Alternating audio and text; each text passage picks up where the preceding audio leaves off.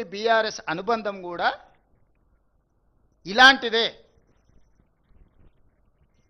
కాబట్టి BRS vote అడిగే అర్హతనే లేదు, నైతికత సంగతి చాలా దూరం, అసలు ఓటు అడిగే అర్హతనే లేదు.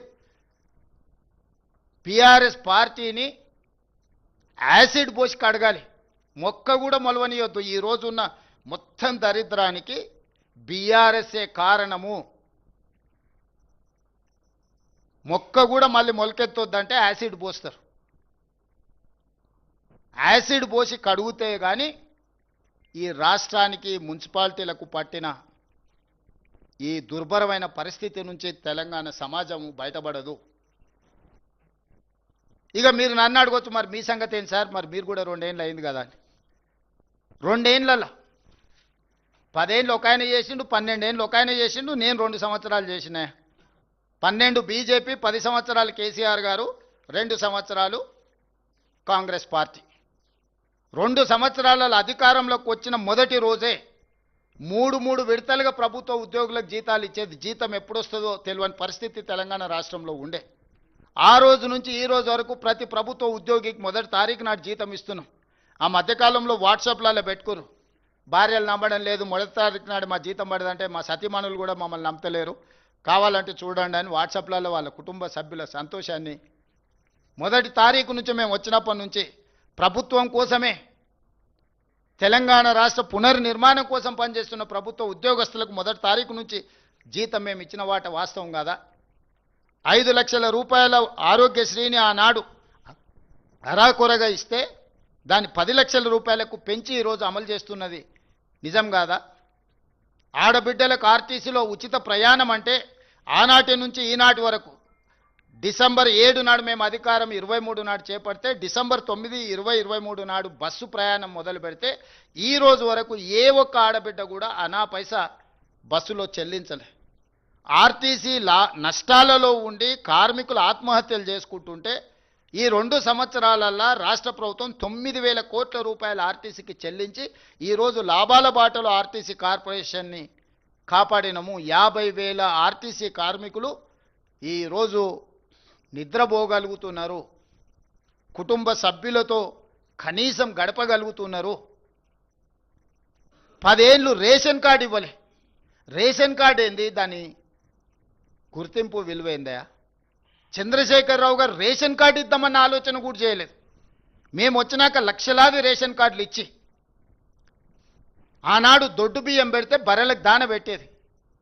3,17,00,000 మందికి ఈరోజు తెలంగాణ రాష్ట్రంలో 3,78,00,000 జనాభా ఉంటే అందులో 3,17,00,000 మందికి ఈరోజు సన్న బియ్యము 6 కిలోలు ప్రతి వాడికి ఈరోజు ఆకలి తీరుస్తుంది మా ప్రభుత్వము. 500 రూపాయలకు సిలిండర్ ఇచ్చినము. ఆడబిడ్డలకు రాష్ట్రంలో ఉచిత బస్సు ప్రయాణానికి 9,000 కోట్ల రూపాయలు చెల్లించినము.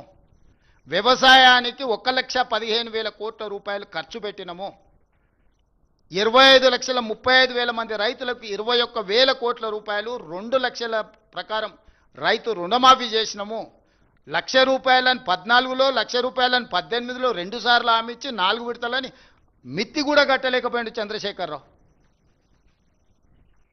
రైతు భరోసా 9 రోజుల్లోనే 9,000 కోట్ల రూపాయలు ఖాతాలేసి రైతులకు ఒక భరోసా కలిగి హైయెస్ట్ భారతదేశంలో వరి ఉత్పత్తి చేస్తున్న తెలంగాణ రాష్ట్రం. చివరి గింజ వరకు కొనడమే కాకుండా సన్న వడ్లకు 500 రూపాయల బోనస్ ఇచ్చి ఈరోజు ఈ రాష్ట్రంలో అత్యధికంగా వరి ధాన్యాన్ని ఉత్పత్తి చేస్తున్న రాష్ట్రము దేశంలోనే తెలంగాణ నెంబర్ 1. ఇవాళ పూర్తి స్థాయిలో రైతులు పండించిన పంటను కొని 48 గంటల్లోనే వాళ్ళ ఖాతాలు వేస్తున్నాం.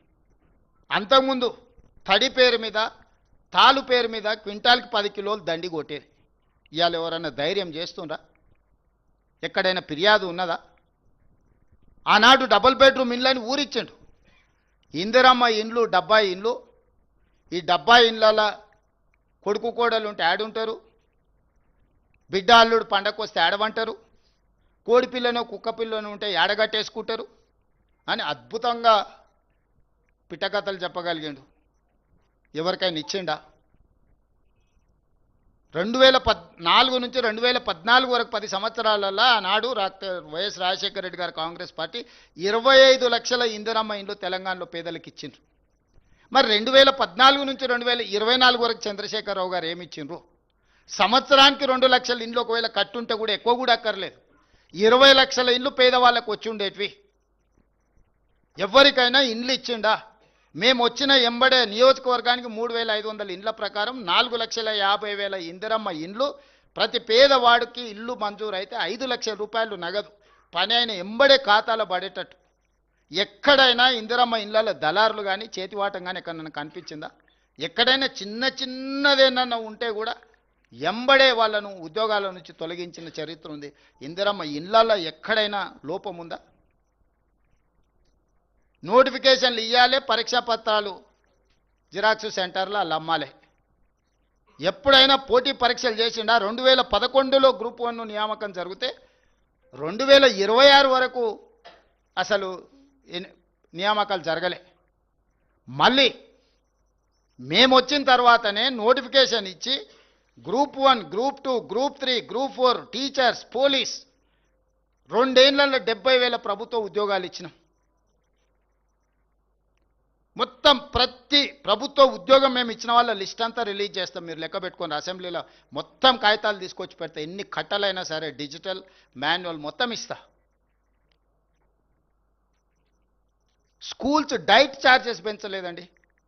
పిల్లలకు అరాకలతో చచ్చిపోతుంటే 40% డైట్ ఛార్జెస్ పెంచిన, 200% కాస్మెటిక్ ఛార్జెస్ పెంచిన. Young India integrated residential schools 20,000 కోట్లతో పనులు ప్రారంభించుకున్నాం. యంగ్ ఇండియా స్కిల్స్ యూనివర్సిటీ పెట్టుకున్నాం, యంగ్ ఇండియా స్పోర్ట్స్ యూనివర్సిటీ పెట్టుకున్నాం. ఈరోజు స్కూల్స్లో మొత్తం ప్రక్షాళన చేసి ఫేషియల్ రికగ్నైజేషన్ సిస్టమ్ తీసుకొచ్చి టీచర్లను పిల్లల్ని సమన్వయం చేసుకొని ముందుకు వెళ్తున్నాం. ఇట్లా ఒక్కొక్క శాఖలో ప్రక్షాళన చేసుకుంటూ ఒక పక్కన సంక్షేమం, రెండో పక్కన అభివృద్ధి. మోడీ గారు ఇచ్చినా ఇవ్వకపోయినా మూసీ రివర్ ఫ్రంట్ ఈరోజు మనం కట్టుకుంటున్నాం. మెట్రో సహకరించిన సంవత్సరాల బీసీ కులగణన ఎవరని చేసిరా అండి? 100 సంవత్సరాల సమస్యకు భారతదేశంలోనే తలమానికంగా ఈరోజు social economic education employment political and caste survey చేసి దేశానికే ఆదర్శంగా నిలబడి బీసీ జనాభాను లెక్కలేసి ఫిబ్రవరి 4, 2024లో మొదలుపెట్టి ఫిబ్రవరి 4, 2025లో కంప్లీట్ చేసి సోషల్ జస్టిస్గా ఫిబ్రవరి 4ని మనం అఫీషియల్గా డెడికేట్ చేసుకున్నాం. ఇవాళ మేము ఇచ్చిన ప్రతి మాటను నిలబెట్టుకోవడానికి శాయశక్తుల ప్రయత్నం చేస్తున్నాము. తెలంగాణ రాష్ట్రాన్ని ప్రపంచంతోనే పోటీ పడే విధంగా ఈరోజు అభివృద్ధి పదం వైపు నడిపిస్తున్నాము. 2 సంవత్సరాలనే ఇన్ని చేయగలిగినాము.